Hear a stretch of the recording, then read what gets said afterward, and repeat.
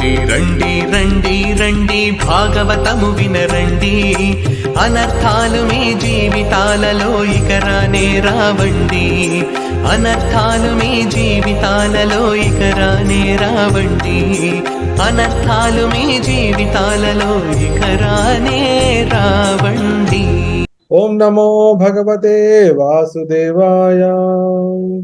ఓం అజ్ఞానతిమిరాంధస్య జ్ఞానాంజనశలాకయా చక్షురున్మీలితం येन तस्मै श्री गुरवे नमः. मूकं करोति वाचालं पंगुं लंघयते गिरिं यत्कृपातमहं वन्दे श्रीगुरुं दीनतारिणं श्रीचैतन्यमनोभीष्टं स्थापितं येन भूतले स्वयं रूपकदा मह्यं ददाति स्वपदान्तिकं वन्देऽहं श्रीगुरोः श्रीयुतपदकमलं श्रीगुरोर्न वैष्णवांश्च श्रीरूपं साग्रजातं सहगणरघुनाथान्वितं तं सजीवं साद्वैतं सावधूतं परिजनसहितं कृष्णचैतन्यदेवं श्रीराधा कृष्णपादान् सहगणललिता श्रीविशाखान्वितांश्च।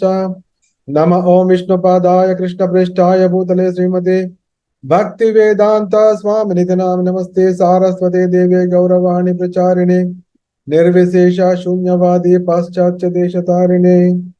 हे कृष्णा करुणा सिंधु दीनबंधो जगत्पते गोपेश गोपिका कांत राधा कांत नमोस्तुते तप्त कांचन गौरांगी राधे वृंदावनेश्वरी वृषभानुसुते देवी प्रणमामि हरिप्रिये। वाञ्छाकल्पतरुभ्यश्च कृपा सिन्धुभ्य एव च पतितानां पावनेभ्यो वैष्णवेभ्यो नमो नमः। जय श्री कृष्ण चैतन्य प्रभो नित्यानंद श्री अद्वैत गदाधर श्रीवासादि गौर भक्त वृंद। हरे कृष्ण कृष्ण कृष्ण हरे हरे हरे राम राम राम हरे हरे। नारायणं नमस्कृत्य नरं चैव नरोत्तमं देवीं सरस्वतीं व्यासं ततो जयमुदीरये नष्टप्रायेषु अभद्रेषु नित्यं भागवत सेवया भगवती उत्तम श्लोके भक्तिर्भवति नैष्टिकी। భాగవత బంధువులందరికీ ప్రేమపూర్వకమైన ఆహ్వానం భాగవత శ్రవణానికి. ఉన్నతమైన వైష్ణవులుగా కావడం కోసం అయ్యే ప్రయత్నంలోనే మనకు తోడ్పడేది ఉపదేశామృతం. అందుకోసం మనం ఉత్తమ వైష్ణవులుగా కావడానికి ఉపదేశాలు అని మనం కూడా చర్చిస్తున్నాం. అయితే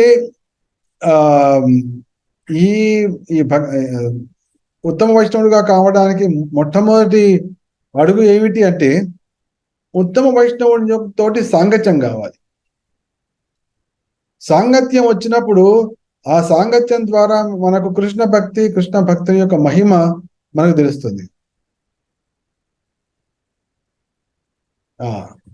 ఏతా విభూతి యోగంచ మమయో వేతి తత్వతః సువికంపేన యోగేన యుజ్యతే నాత్ర సంశయః. శ్రీకృష్ణ యొక్క విభూతులు, తర్వాత యోగశక్తి, శ్రీకృష్ణ యొక్క విభూతులు యోగశక్తిని సంపూర్ణంగా తెలుసుకోవాలి. ఈ సంపూర్ణంగా ఎట్లా తెలుస్తుంది అంటే కేవలం విశుద్ధ భక్తుల సాంగత్యంలో తెలుస్తుంది. ఎప్పుడైతే భక్తుల సాంగత్యంలో సంపూర్ణంగా తెలుస్తుందో దాని గుర్తు ఏమిటంటే వంతులు లేనటువంటి కృష్ణ భక్తి ప్రారంభమవుతుంది. వంతులు అంటే ఏంటి? ఇప్పుడు మనం ఇప్పుడు సాధారణంగా మానవులు చేస్తున్నటువంటి భక్తి ఎటువంటి వంతుల వారి భక్తి. ఈ సమయంలో వీరిది, సోమవారం పూట వీరి భక్తి, మంగళవారం పూట వీరి భక్తి, ఈ కార్తీక మాసంలో వీరి భక్తి, తర్వాత ఇంకా రకరకాల, అంటే ఇవన్నీ వంతులు అనమాట. 100% ఒకరికి లేదు, అది వంతుల వారి భక్తుడు. ఇది కృష్ణ అంటే సో అవికల్పేన అంటే వంతులు లేనటువంటి భక్తిని వాళ్ళు చేస్తారట. ఎవరైతే కృష్ణుని యొక్క సంపూర్ణ విభూతులను, సంపూర్ణ యోగశక్తిని తెలుసుకుంటారో అటువంటి వాళ్ళే ఈ మానవులందరిలో కూడా అసమూఢస్తమర్త్యేషు సర్వ పాపే ప్రముజాత, అటువంటి వాళ్ళే పాపాల నుంచి కూడా బయటపడుతున్నారు. అటువంటి వాళ్ళే చక్కగా వంతులు లేనటువంటి కృష్ణ భక్తిని చేయగలుగుతారు. అయితే అటువంటి వైష్ణవుడితో సాంగత్యం కలిగిన తర్వాత వాడితోటి ప్రేమను పెంచుకోవాలి. అది ఎట్లా కూడా అంటే అది ఒక రకమైన అఫీషియల్ భక్తి లాగా ఉండకూడదు. అఫీషియల్ భక్తి లాగా ఉండకూడదు. నిజమైన సహజంగా సపోజ్ భార్యాభర్తలు ఉంటారు, వాళ్ళ సహజ ప్రేమ ఉంటుంది, దానిలో అఫీషియల్ అనేది ఉండదు. అదే విధంగా సపోజ్ ఇప్పుడు ఎవరన్నా ఇద్దరు ఒక స్టేజ్ మీద నాటక రంగంలో భార్యాభర్తలు కూడా వాళ్ళు పాత్ర పోషణ చేస్తున్నాడు, అది అఫీషియల్ గా ఉంటుంది. వాళ్ళ సహజ ప్రేమ అని ఉండదు నాటకంలో. అదే విధంగా ఫ్రెండ్స్ ఉంటారు, ఈ రకరకాలు ఉంటాయి, సహజం ఉంటుంది. అదే విధంగా భక్తులతో కూడా మనకు సహజ ప్రేమ కలగాలి. సహజ ప్రేమ కలగడానికి మనకు చెప్పబడినటువంటి 3 సూత్రాలు ఏమిటంటే, ఎవరితోనైతే మనము సన్నిహితమైన ప్రేమను పొందాలనుకుంటున్న వైష్ణవుడితోటి, ఆ వ్యక్తికి మన మనసులోని మాట విప్పి చెప్పాలి, దాచిపెట్టకూడదు. తర్వాత వారి మనసులో ఏముంది నీ గురించి, అవునండి మీకు నా విషయంలో మీ మనసులో ఉన్నది ఏం చెప్పండి అని వాళ్ళ మనసులో ఉన్న విషయం కూడా అడగాలి, మన మనసులో ఉన్న విషయం వాళ్ళు చెప్పాలి. అప్పుడు ఈ వ్యక్తి కపటం లేనివాడే అని చెప్పి వాళ్ళకు ఒక రకమైన ప్రేమ కలుగుతుంది. దాచిపెట్టుకున్నామంటే అది ముందుకు సాగదు. ఇది చాలా గుర్తుంచుకోవాల్సిన విషయం. తర్వాత ఎప్పుడైనా వైష్ణవ దగ్గరికి వెళ్ళినప్పుడు, ఏదైనా పండగ పూట వచ్చినప్పుడు, కృష్ణాష్టమి వచ్చింది లేకపోతే దీపావళి వచ్చింది, వారికి ఒక కానుక ఇవ్వడం, వారి నుంచి కానుకగా స్వీకరించడం. తర్వాత ఎప్పుడైనా వాళ్ళ ఇంటికి వెళ్ళినప్పుడు వారికి చక్కటి ప్రసాదాన్ని పెట్టడం, లేదా ఇంటికి భోజనాన్ని పిలవడము. తర్వాత వాళ్ళ ఇంటికి వెళ్ళినప్పుడు వాళ్ళు ఏదైనా పెడితే ప్రసాదం తినడం. ఈ విధంగా చేయడం ద్వారా ఎవరితోటైతే మనము సంబంధాన్ని, ప్రేమయుతమైన సంబంధాన్ని పొందాలనుకుంటున్నామో అది స్థిరమవుతుంది.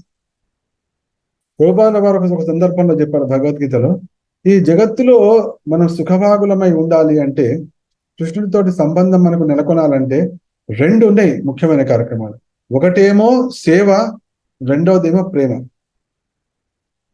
మందిరాల్లో చూస్తుంటాము, తర్వాత పండగల్లో చూస్తుంటాము, అందరూ చాలా కష్టపడి చేస్తుంటారు కాబట్టి అన్ని పెద్ద పెద్ద పండగలు జరుగుతుంటాయి. మరి దాంట్లో ప్రేమను జోడిస్తున్నారా అనేది ముఖ్యమైన విషయం. కాబట్టి నువ్వు భగవంతుడి యొక్క అంశగా నువ్వు సేవ చేయాల్సిందే, కానీ భగవదంశగా నువ్వు ప్రేమ కూడా నీకు అవసరం. అందుకని ప్రభుపాదుల దీన్ని ప్రేమయుత సేవ. ఎప్పుడైతే ప్రేమ లేదో అది నీకు ఒక ప్రతిబంధకంలాగా తయారైపోతుంది. భక్తి అనేది ప్రతిబంధకంలాగా తయారవుతుంది. అప్పుడు మనం ఇంకోళ్ళ మీద ప్రేమ చూపించలేము. కృష్ణుడి మీద ప్రేమ చూపించినప్పుడే లోకం మీద మనం ప్రేమ చూపించగలుగుతాం. కాబట్టి ప్రేమ, సేవ అనేది చాలా ముఖ్యమైనది. నువ్వు ప్రేమతో చేస్తున్నావా సేవ, బలవంతంగా చేస్తున్నావు. బలవంతంగా చేస్తుంటే అతి ప్రయత్నంతో ప్రేమ తెచ్చుకునే ప్రయత్నం చేసి ఏదో ప్రయత్నం చేయి. మహానుభావుల దగ్గరికి వెళ్ళు, భక్తులను అడుగు. భక్తులు అంటే ఎవరినైతే నువ్వు ఎంచుకున్నావో, నీ మార్గదర్శిగా ఎంచుకున్న అతని దగ్గర వెళ్ళి అడుగు, నేను ప్రేమను పంచలేకపోతున్నాను, నేను నా భక్తి సేవలో ప్రేమను చూపించలేకపోతున్నాను అని అడగండి. ఈ విధంగా అయితే డాక్టర్ దగ్గర మన యొక్క రోగాన్ని చెప్పుకుంటామో, ఆ విధంగా ఎవరితోనైతే మనం సంబంధం కలపాలనుకుంటున్నామో, వాళ్ళ సాంగత్యం కలగాలనుకుంటున్నామో, వారితోటి మన హృదయంలో ఉన్నటువంటి అభద్రాన్ని, అమంగళాన్ని, మన యొక్క సమస్యని వాళ్ళకి దగ్గర ప్రదర్శించాలి. అయితే అటువంటి మరి ఎవరిని మన ఎవరితోటి సాంగత్యం చేయాలి అనే ఇంకొక ముఖ్యమైన విషయం వస్తుంది. ఎందుకంటే ప్రతి ఒక్కరు కూడా, అందరు కూడా నామజపం చేస్తున్నారు, ప్రతి ఒక్కరు తిలకం పెట్టుకుంటున్నారు, అందరు కూడా బట్టలు వేస్తున్నారు, అందరు కూడా ధోతి కట్టుకుంటున్నారు, అందరు తిలకాలు పెట్టుకుంటున్నారు, చీరలు కట్టుకుంటున్నారు, కప్పుకుంటున్నారు, ఇవన్నీ ఉన్నాయి. మరి ఎవరితో చేయాలి? ఇది కూడా చాలా ముఖ్యమైన. మనం తెలియకుండా మర్చిపోయి ఎవరితో కూడా వెళ్ళిపోయి వాళ్ళతో సాంగత్యం చేసి భక్తి అంటేనే విరక్తి కలిగేంత పరిస్థితి కూడా ఒక్కోసారి కలిగిపోతుంటుంది చాలా మంది విషయాల్లో. కాబట్టి ఆ స్థితి రాకుండా ఉండాలి. అందుకోసం ఒక ఉపదేశాంతం మనకేం చెప్తోంది అంటే, ఎవరితో సాంగత్యం చేయాలి నాయన, అంటే మనం ఇప్పుడు డాక్టర్ దగ్గరికి వెళ్తుంటాం, డాక్టర్ దగ్గరికి వెళ్ళి ఆయన చేతిలో మన జీవితాన్ని పెడతాం. ఓకే, ఆపరేషన్ చేసేయండి ఆయన చేతిలో పెట్టేస్తాం అంటే ఏంటి? పూర్తిగా నమ్మకం కలిగిన తర్వాత. అదేవిధంగా వైష్ణవుడికి మన జీవితాన్ని సంపూర్ణంగా అంకితం చేయాలంటే ఫస్ట్ ఆ వైష్ణవుడు ఎవరో తెలుసుకోవాలి. మరి అందరూ తిలకాలు పెట్టిన వాళ్ళందరూ కూడా వైష్ణవులేనా? కృష్ణ హరే కృష్ణ అన్న వాళ్ళందరూ కూడా వైష్ణవులేనా? భగవద్గీత పలుకుతున్న వాళ్ళందరూ కూడా వైష్ణవులేనా? సంకీర్తన చేస్తున్న వాళ్ళందరూ వైష్ణవులేనా అంటే కరెక్ట్, వైష్ణవులే. కానీ అందరితో సాంగత్యం చేయవలసిన అవసరం లేదు, సాంగత్యం చేయకూడదు కూడా. అదేంటంటే ఎవరైతే కృష్ణనామాన్ని పలుకుతుంటారో అటువంటి వారికి ఎప్పుడైనా మనం గౌరవం ఇవ్వాలి. కృష్ణనామాన్ని పలుకుతున్నాడు అంటే మహాభాగ్యవంతుడు, మహాభాగ్యవంతుడు. కాబట్టి అటువంటి వ్యక్తికి మనం హృదయం నుంచి నమస్కరించాలి. ఎవరైతే దీక్ష తీసుకున్నారు, సాధన భక్తి చేస్తున్నారు, గురు మార్గం చెప్పిన మార్గం నడుస్తున్నారు, అటువంటి వ్యక్తికి మాత్రం నోరారా పిలిచి హరే కృష్ణ అని వాళ్ళకి వందనం చేయవచ్చు. కావాలంటే వంగి కూడా వందనం చేయొచ్చు. అంటే ఏంటి? చేతులు జోడించి హరే అంటే అంటే మనస వాచ కర్మణ కూడా ఎవరితోటి చేయంటే ఎవరైతే దీక్ష తీసుకుని మార్గంలో ఉంటూ గురుసేవలో ఉన్నారో, సాధన భక్తిలో ఉన్నారు. మరి సాంగత్యం చేయవలసిన ఎవరితో అంటే ఎవరైతే సంపూర్ణమైన భక్తితో సేవలో నెలకొని ఉండి, ప్రేమ భక్తిలో నెలకొని ఉండి, అంతేకాకుండా వారి హృదయంలో ఎటువంటి దోషాలు లేనివారు.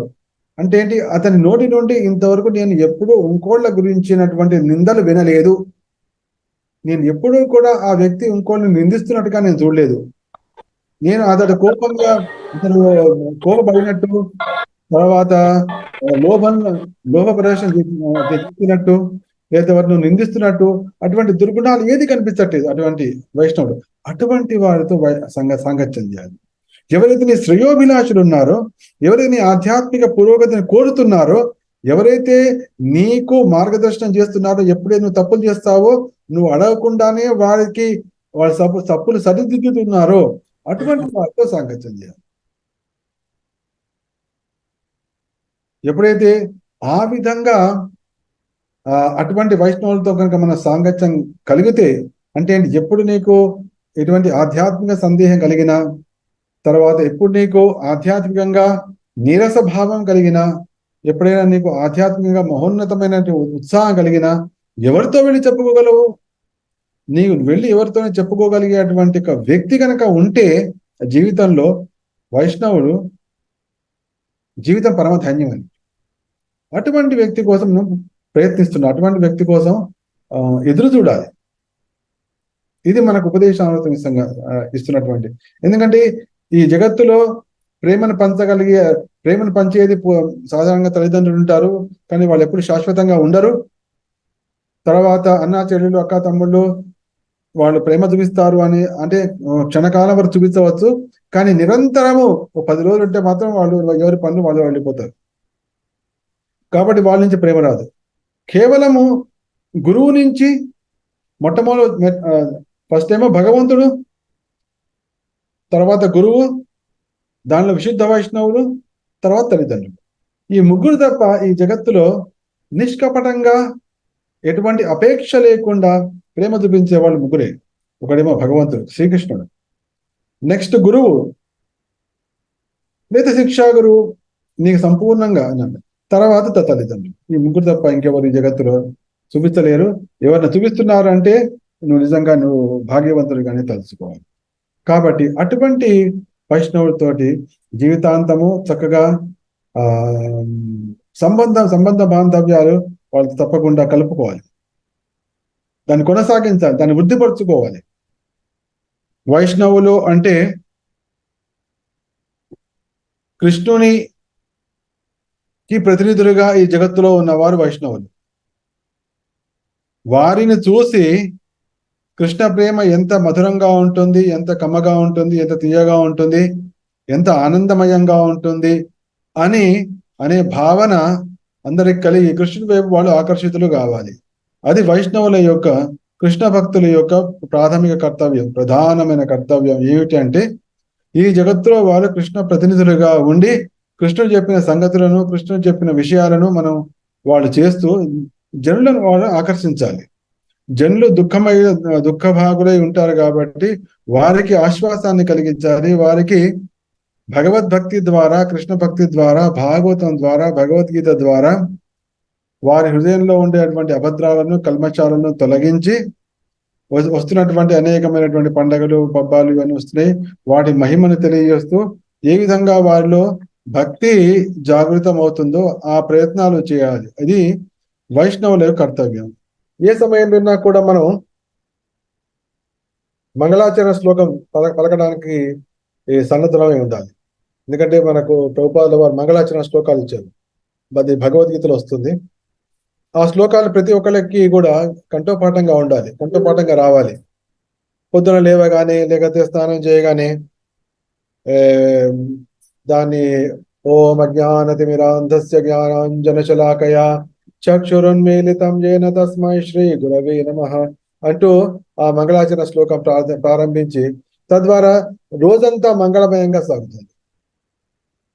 జీవితంలో గురు పూజ, తర్వాత గురు ధ్యానము, గురు శరణాగతి అనేది అత్యంత ఆవశ్యకమైంది జగత్తులో.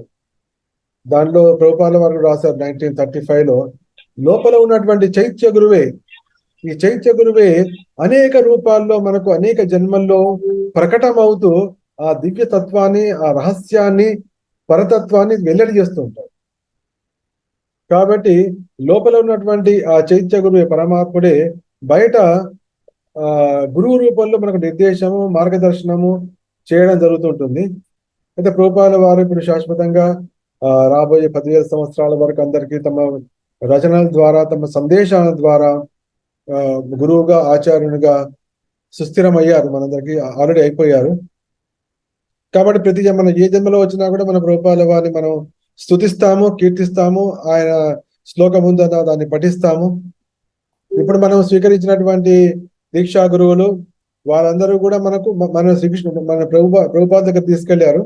ప్రభుపాద మన కృష్ణుని దగ్గర తీసుకెళ్లారు. ఈ విధంగా కానీ మన ప్రతి జన్మలో కూడా మనకు మార్గదర్శనాన్ని కలిగించేది ఎవరు అంటే చైత్య గురువు. హృదయంలో ఉన్న చైత్య గురువే నానా రూపాల్లో వస్తుంటారు, నానా రూపాల్లో వచ్చి మనకు మార్గదర్శనం చేస్తుంటారు. కాబట్టి ఈ మంగళాచరణము, గురువందనము ప్రతిరోజు తప్పకుండా చేయాలి. తద్వారా జీవితం మంగళమయంగా, నిశ్చయంగా మంగళమయంగా సాగుతుంది. అందుకోసమే మనకు ఆ దివ్య సందేశాన్ని ఇచ్చే వైష్ణవుణ్ణి జీవితంలో మనం ఆహ్వానించాలి. దాని గురించే మనం గత కొన్ని వారాలుగా చర్చిస్తున్నాం మనం. కాబట్టి వైష్ణవులు అంటే అందరూ కూడా ఎవరైతే విష్ణు భజన చేస్తుంటారో, విష్ణు భక్తి చేస్తుంటారో వాళ్ళందరూ కూడా వైష్ణవులే. అయితే మరి ఎవరితో సాంగత్యం చేయాలి అనే విషయం కూడా మనం కొద్దిగా చర్చించాము. అందరితో ఇష్టమైనట్టు చేయకూడదు, ఎందుకంటే అప్పుడు మనము వేరే విధంగా భక్తి పట్ల మనకు విముఖత కలిగే అవకాశం ఉంటుంది. ఏమిటి, ఈ విధంగా భక్తులు అంటున్నారు, ఈ విధంగా వ్యవహరిస్తున్నాడు, వైష్ణవుడు అంటున్నాడు, ఈ విధంగా వ్యవహరిస్తున్నాడు అని చెప్పి వస్తుంది. కాబట్టి సాంగత్యం అందరికీ గౌరవం ఇవ్వాలి, కానీ సాంగత్యం మాత్రం కొందరితోనే చేయాలి. ఆ సాంగత్యం ద్వారా అంటే ఆ సాంగత్యం ద్వారా మనకు భగవద్భక్తి ఇనుమడించి మనం భక్తిలో ముందుకు వెళ్తుంటాం. అప్పుడు చైత్య గురువే ఆ రూపంలో వచ్చి మనకు మార్గదర్శనం చేస్తున్నాడని తెలుసుకోవాలి. దానికి సూత్రం ఏం చేస్తున్నాడంటే, ఎవరి దగ్గర అయితే నింద, అసూయ, మాత్సర్యము, తర్వాత ఎటువంటి దుర్గుణాలు, త్రిగుణాలు లేకుండా ఉంటాయో, నిరంతరము భగవత్ సేవలో, గురు సేవలో చేస్తూ సమస్తము గురువుకే సమర్పించి తనకంటూ ఏది గౌరవాన్ని పొందాలని ప్రయత్నించాడో అటువంటి మహనీయుడిని మాత్రమే మనం సాంగత్యం చేయాలి అనేటువంటి అనే విషయాన్ని గత వారం విన్నాం మనం. దాంతో పాటుగా ఇంకొక విషయం కూడా మనకు చెప్పబడుతోంది. అదేంటంటే, ఒక్కోసారి వైష్ణవులు అటువంటి మహానుభావుడు ఎవరైతే మనకు దివ్య సందేశాన్ని ఇవ్వగలుగుతాడో, ఇస్తున్నాడో, ఆయన కొన్ని దోషాలు ఉండవచ్చు. అది శారీరక దోషాలే కావచ్చు, అది శారీరక దోషమే కావచ్చు, లేకపోతే కుల దోషమే కావచ్చు, లేదా జన్మ దోషమే కావచ్చు, జాతి దోషమే కావచ్చు. కాబట్టి ఆ విషయంలో ఆ జాతి మత కుల దోషాలకి మనం కాకుండా ఉండాలి. అది ముఖ్యమైన విషయం.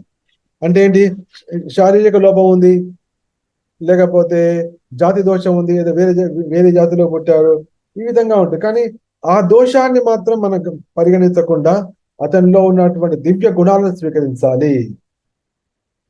అంటే పై మీద మెరుగులతోటి, పైకున్నటువంటి దాన్ని చూసి వాళ్ళ యొక్క పద గాంభీర్యాన్ని చూసి చేయడం కాకుండా, అతనిలో ఉన్నటువంటి దివ్య గుణ సాగరాన్ని చూసి అటువంటి వాళ్ళతో సాంగత్యం చేయాలి.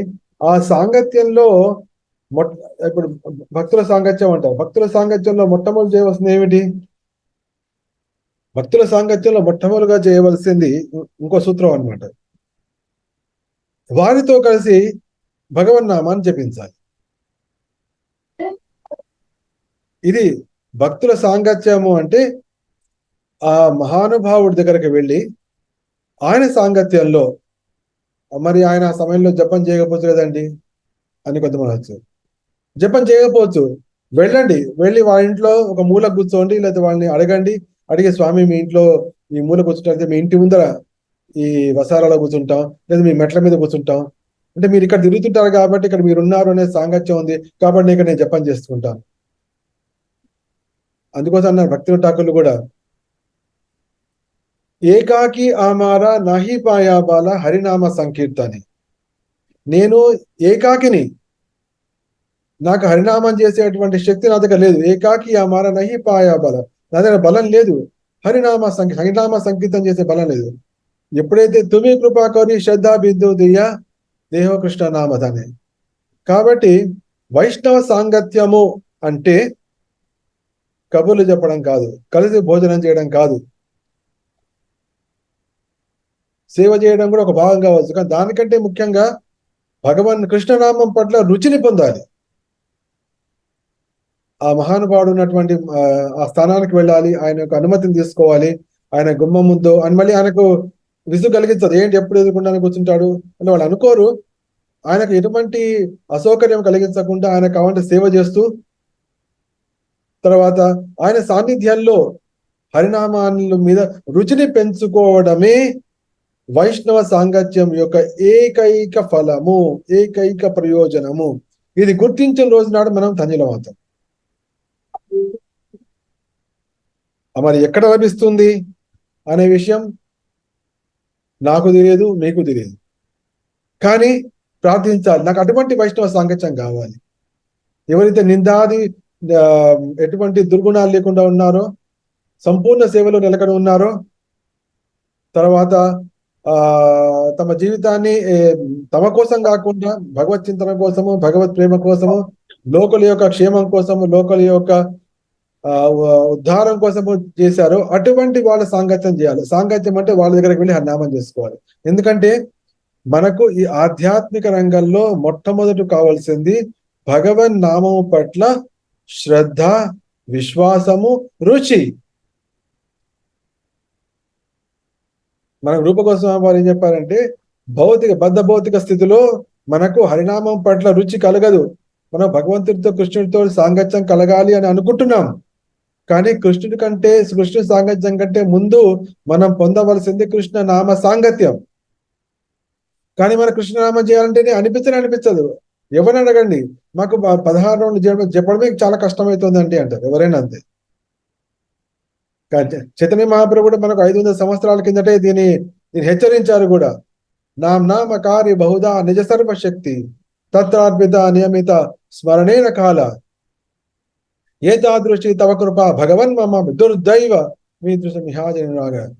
ఈ నామంలో అన్ని శక్తులు దానిలో చొప్పించబడి ఉన్నాయి. దీనికి ఒక నియమము, ఒక కాలము, ఒక విధి, ప్రణాళిక అంటూ ఏది చెప్పబడింది. అయినా కూడా దుర్దశ ఏమిటంటే నాకు దాని పట్ల రుచి కలగట్లేదు అని. మరి రుచి కలగాలంటే ఏమిటి మార్గము అంటే వైష్ణవ సాంగత్యం. ఆయన ఏదో ఒక వ్యక్తి ఉన్నాడు, ఒక వ్యక్తి నన్ను గమనిస్తున్నాడు, అటువంటి మహానుభావుని ఛాయలోకి వెళ్ళి హరినామం చేయాలి. అప్పుడు అరుచిగా ఉన్నటువంటి హరినామం కూడా కొంతకాలానికి చాలా తీయగా తయారవుతుంది, చాలా ప్రభావశీలంగా తయారవుతుంది. ఇది మనం చేయవలసింది. ఇది వైష్ణవ సాంగత్యం అంటే. అందుకోసమే ప్రభుపాదుల వారు ఒక పద్ధతి ఏర్పాటు చేశారు. అదేమిటంటే గుళ్ళో హరినామం జపం చేయడం. ముఖ్యంగా పొద్దున పూట జపం అయిపోయిన, మంగళహారతి అయిపోయిన తర్వాత, తులసి పూజ అయిపోయిన తర్వాత, గురు పూజ అంటే దర్శన హారతి లోపల 1 గంట టైం ఉంటుంది. దాదాపు 5:30 నుంచి 7:15 దాకా, అంటే 1 గంటన్నర, 1 hour 45 minutes ఉంటుంది.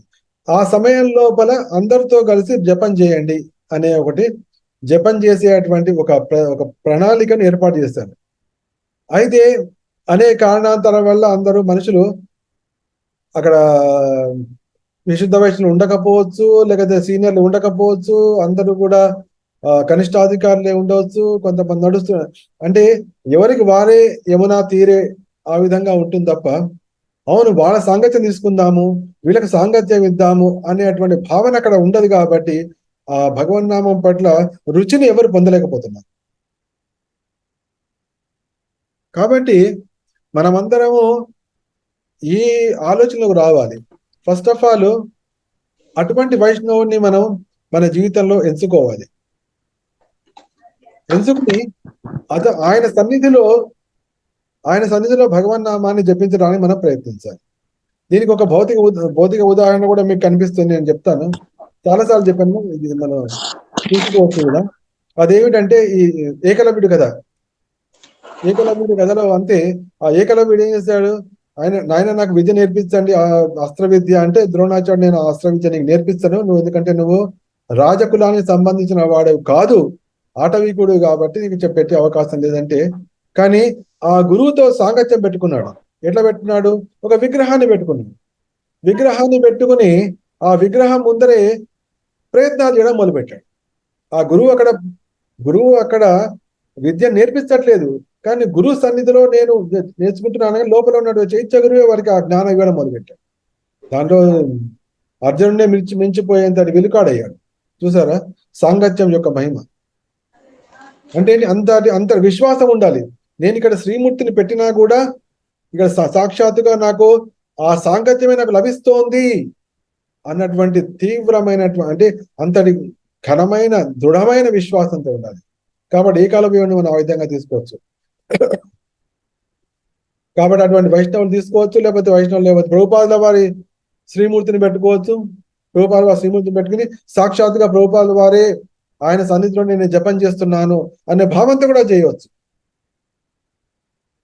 తద్వారా మనకు చాలా చేదుగా కనిపించేటువంటి హరినామము అతి శీఘ్రంగా, అతి త్వరలోనే, అతి మధురంగా, పరమశక్తివంతంగా, హృదయం యొక్క మాలిన్యాన్ని తొలగించేటువంటి అద్భుతమైన అస్త్రంగా పనిచేస్తుంది అనడంలో ఎటువంటి సంశయం లేదు. ఇది ఒక పరమాద్భుతం. మన గత ఆదివారం నాడు ఒక భాగవతంలో చక్కటి శ్లోకం విన్నాను నేను, దాన్ని చర్చ చేయడం మా టెంపుల్ ప్రెసిడెంట్ గారు, అంటే మా గాడ్ బ్రదర్. ఆ శ్లోకంలో ఏముందంటే చాలా అద్భుతమైన శ్లోకం. దాంట్లో నారదుల వారు ధర్మరాజు చెప్తున్నాను, మన జీవితము, మనం చేసే భగవన్నామము ఏమిటి అంటే, మనం చేసే భగవన్నామము హరినామము ఏమిటంటే అది ధనుస్సు. మనం ఒక బాణ ప్రయోగం చేయాలి అంటే మనకు బాణం కావాలి. ఆ బాణం చక్కగా తయారైన బాణమై ఉండాలి. దానికి చక్కటి ములుగు, తర్వాత దాని గమనం కూడా వంకటింకర్లు పోయి ఒకవైపు కొడితే ఇంకొక విధంగా వెళ్ళిపోయేది కాకుండా ఏ దిశలో పెట్టామో ఆ దిశలో వెళ్ళగలిగే విధంగా చక్కగా ఆ బాణం యొక్క నిర్మాణం కూడా చక్కగా కావాలి. ఆ బాణం నిర్మాణం చక్కగా కావడంతో పాటుగా మనకు ఒక ధనుస్సు కావాలి. మన దగ్గర చక్కగా తయారు చక్కగా సానబట్టినటువంటి బాణము, చక్కగా దానికి ఈకలు ఉన్నవి, రంగురంగుల ఈకలు ఉన్నాయి, చాలా దృఢంగా ఉంది. ఎంత వేగంతో వెళ్ళగలదు, ఎంత దూరమైనా వెళ్ళగలదు. కానీ అటువంటి బాణం ఉన్నప్పటికీ మన దగ్గర విల్లు లేకపోతే ఆ బాణాన్ని ఎట్లా ప్రయోగిస్తాం? మనం ప్రయోగించలేం కదా. కాబట్టి మనకు విల్లు కూడా కావాలి, బాణం కూడా కావాలి. అయితే నారదుల వారు ఆ సందర్భంలో ఏం చెప్పారంటే చాలా అద్భుత విషయం. అందరూ సావధానంగా విని గుర్తుపెట్టుకొని స్మరణ చేస్తూ మనన చేసుకోండి. అయితే ఈ బాణం అనేది మన నిర్మలమైన జీవితము, మన పవిత్రమైన జీవితము. అంటే మనలో ఎటువంటి దోషాలు, ఎటువంటి దుర్గుణాలు, ఎటువంటి శత్రువులు మన హృదయంలో లేనటువంటి జీవితమే నిర్మలమైన పవిత్రమైన బాణం. నిర్మలమైన కంప్లీట్ శుద్ధాంతరంగుడు అది బాణం. మరి ఈ బాణాన్ని ఎక్కడ సంధిస్తారయ్యా అంటే హరినామము అనే విల్లు మీద సంధిస్తాడు. అంటే మన జీవితాన్ని పరమ పవిత్రంగా మార్చుకోవాలి. అప్పుడు అది చక్కగా తయారైన బాణంగా అయింది. మరి ఈ బాణాన్ని ఎక్కడ మనం సంధిస్తున్నాము అంటే హరే కృష్ణ కృష్ణ కృష్ణ హరే హరి, హరే రామ హరి రామ రామ రామ హరి హరి అనే మంత్ర బాణం మీద, మంత్రం అనే ధనస్సు మీద మనం సంధించి భగవంతుని పాదపద్మాల దగ్గరకు చేరుస్తుంది అని దానిలో నారదుల వారు చక్కగా ఏర్పాటు చేస్తారు. అంటే ఏంటి, మనకు పవిత్రమైన జీవితం కూడా కావాలి, పరమాద్భుతమైనటువంటి హరినామం కూడా కావాలి. కాబట్టి ఈ రెండు కూడా ఎవరి దగ్గర సాధ్యపడుతుంది? ఎప్పుడైతే వైష్ణవుల యొక్క సాంగత్యాన్ని స్వీకరిస్తామో, గురువుని స్వీకరిస్తామో, గురువుని కీర్తిస్తామో, గురువును పూజిస్తామో, శ్రీ సంధ్యల్లో పూజిస్తామో, తలుసుకుంటామో, అప్పుడు మనం పవిత్రం కావడమే కాకుండా మన హరినామము కూడా రుచికరమై సుదృఢమై, అప్పుడు మనకు బాణము తయారవుతుంది, ధనస్సు తయారవుతుంది. అప్పుడు మన జీవితం అనే బాణము భగవంతుని పాదపద్మాలకి సూటి దగ్గర, భగవంతుని పాదపద్మాల దగ్గరకు వెళ్ళి ఆయన పాదపద్మాల్ని ఆశ్రయిస్తుంది. కాబట్టి ఇవాళ మనం తెలుసుకున్న విషయం ఏమిటంటే,